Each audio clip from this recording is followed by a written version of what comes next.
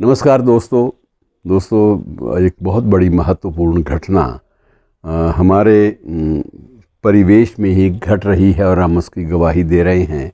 और वो घटना है ब्रिटेन में नए सम्राट, नए राजा का राज्याभिषेक। ये बहुत बड़ी इवेंट है। इसको एक इवेंट के रूप में लिया जा रहा है, एक ऐसी घटना के रूप में कि ये इसका महत्व कितना ज़्यादा है, आप अंदाज़ा लगा लीजिए।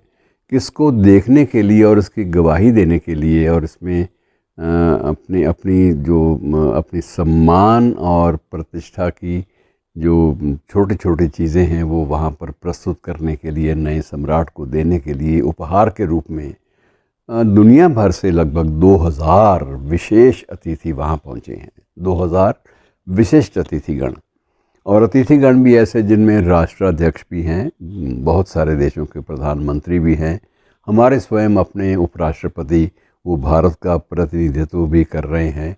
और दिलचस्प बात यह है मित्रों, बहुत सारे छोटी छोटी बातें बड़ी दिलचस्प हैं इस राज्याभिषेक के बारे में कि 70 साल पहले ब्रिटेन में राज्याभिषेक हुआ था महारानी एलिजाबेथ का।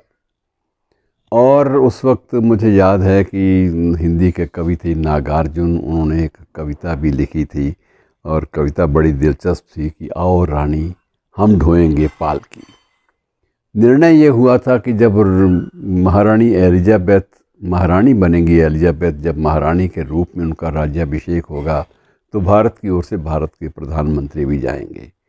तो भारत की ओर से भारत के प्रधानमंत्री जवाहरलाल नेहरू भी वहाँ गए और नागार्जुन जो हिंदी के प्रख्यात कवि हैं, उन्होंने एक कविता लिखकर प्रधानमंत्री महोदय को भेंट की कि अगर वहाँ पढ़नी हो तो पढ़ लेना।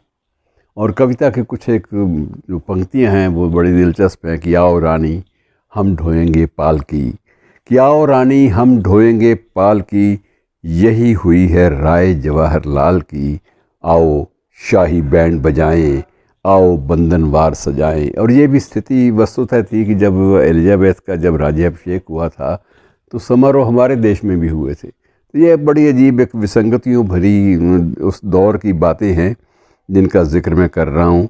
बहरहाल बेहतर ये है कि आज नागार्जुन को और उनको बाद में फिर कभी, नागार्जुन तो अमर रहेंगे लेकिन ये जो स्मृतियाँ हैं इनको संजोने का प्रयास करें, इनको यादों में बैठाने का प्रयास करें।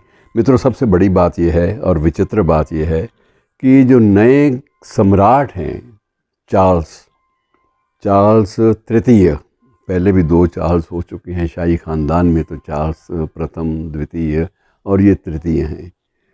तो चार्ल्स तृतीय जो कि ब्रिटेन के नए महाराजा हैं, सम्राट हैं, ये वस्तुतः सिर्फ एक देश के महाराजा नहीं हैं।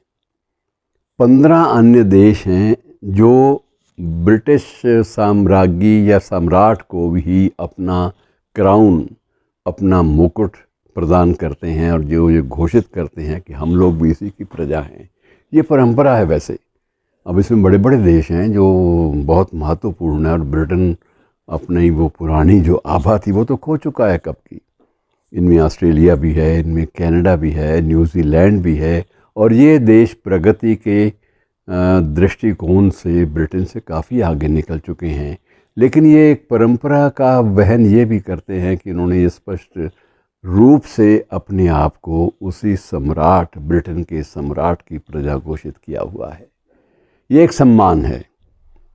ब्रिटिश सम्राट या ब्रिटिश साम्राज्ञी महारानी का सीधे रूप में इन पर कोई नियंत्रण नहीं है, लेकिन अगर हेड ऑफ़ द स्टेट की बात आएगी, क्राउन की बात आएगी, सम्राट या साम्राज्ञी की बात आएगी, तो वही उनका सम्राट होगा जो ब्रिटेन का सम्राट है। तो इस नाते से जो चार्ल्स हैं ये 15 अन्य देशों, 15 कुल देशों ब्रिटेन समेत 15 देशों के ये मुखिया हैं। और उसके बाद 55 भारत समेत आप कह लीजिए 55, वैसे 54 देशों का एक राष्ट्रमंडल है जिसे हम कॉमनवेल्थ के नाम से भी जानते हैं। तो उस कॉमनवेल्थ में जो देश शामिल है ये सभी देश किसी वक्त ब्रिटेन की प्रजा थे, उसके साम्राज्यवाद का हिस्सा थे, उनमें भारत भी था। लेकिन जो जो देश धीरे धीरे आज़ाद होते गए उनके पुराने संबंधों को किसी न किसी रूप में बनाए रखने के लिए एक कॉमनवेल्थ की स्थापना हुई, राष्ट्रमंडल की स्थापना हुई, और राष्ट्रमंडल के सदस्य होने के नाते भारत के प्रधानमंत्री या उनके प्रतिनिधि को हर वर्ष राष्ट्रमंडल सम्मेलन में भाग लेने भी जाना होता है। ये परंपरा रही है। हमारे भी लगभग सभी प्रधानमंत्री वहाँ जा चुके हैं। और ये जो 55 राष्ट्रमंडल के सदस्य हैं, इनका मुखिया भी ब्रिटेन का सम्राट होता है। तो ब्रिटेन के सम्राट का पद जो है, बेशक परंपरा के रूप में ही हो, ये बहुत महत्वपूर्ण माना जाता है। ये राज्याभिषेक की रस्म कितनी महत्वपूर्ण है और कितनी महंगी है, इस बात का भी अनुमान लगा लीजिए कि लगभग 200 करोड़ का खर्च इस पर किया जा रहा है। 2000 मेहमान आ रहे हैं, जिसमें बहुत सारे देशों के, लगभग 50 देशों के राष्ट्राध्यक्ष भी शामिल हैं। और भारत की ओर से भी दिलचस्प बात यह है कि उसमें कुछ भारतीय मेहमान विशेष रूप से बुलाए गए हैं। और उन भारतीय मेहमानों में बाकी तो वो उपराष्ट्रपति महोदय तो गई हैं, हमारे जगदीश धनखड़ साहब, उनकी पत्नी भी गई हैं। उपराष्ट्रपति हैं हमारे, बड़े सम्मान से गए हैं, स्नेहपूर्वक, उनकी पत्नी भी गई हैं। और उनके साथ सोनम कपूर, एक भारतीय अभिनेत्री, उसको भी बुलाया गया है विशेष रूप से प्रिंस चार्ल्स की ओर से। किस संदर्भ में, ये विवरण में जाने का अवसर नहीं है, लेकिन जो सबसे बड़ी अच्छी बात है कि चार्ल्स एक बार एक युवराज के रूप में भारत की यात्रा पे आए थे, तो उन्हें बम्बई का डब्बा वाला सिस्टम जो है बड़ा अजीब लगा था। उन्होंने विशेष रूप से डब्बा वाला, आप समझते हैं, टिफ़िन की जो परंपरा है बम्बई में, ये हज़ारों क्या लाखों लोगों को टिफ़िन खाने के मुहैया करती है।